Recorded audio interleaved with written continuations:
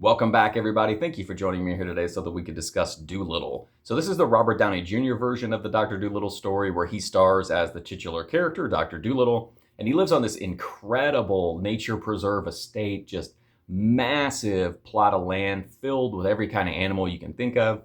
And Dolittle is kind of in the middle of it, helping the animals, yeah, but also kind of like checked out from society. He doesn't really have much motivation like to leave to leave his little corner of the world. That changes, however, when the queen requests his presence.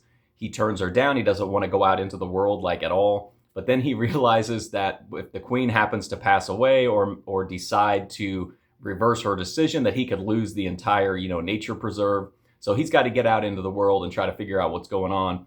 And not only protect his place, but protect his animals and ultimately, help the queen and make the world a better place. So this version of Dr. Dolittle is beautiful. My God, the visuals are amazing, especially like his estate. But even later on, there's like some just beautiful, colorful, rich, vibrant images here. A lot of CGI. The animals in this don't look realistic, but they have kind of like an interesting stylized look to them that makes it kind of tolerable.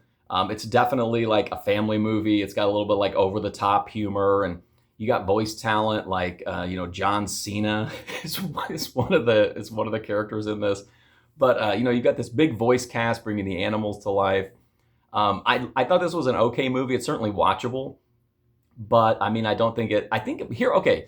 I'm kind of torn on it because it's an interesting take on the Dolittle character, which I like. I like it to see like the eccentricities brought out. This kind of feels like though maybe the role was written for Johnny Depp and then it went to I don't know if that's true or not. I didn't do any research on the movie, but the way that Robert Downey Jr. plays Dolittle here is kind of like it's really laid back and really like focusing in on like the quirkiness, which I think is kind of interesting because it makes the character stand out a little bit more. It's kind of an interesting take, but I felt like Robert Downey Jr.'s performance was kind of odd a little bit, but it wasn't too, it was still good, but just not quite. I don't know, just something about it that kind of felt like over relaxed, maybe like he was falling asleep or something.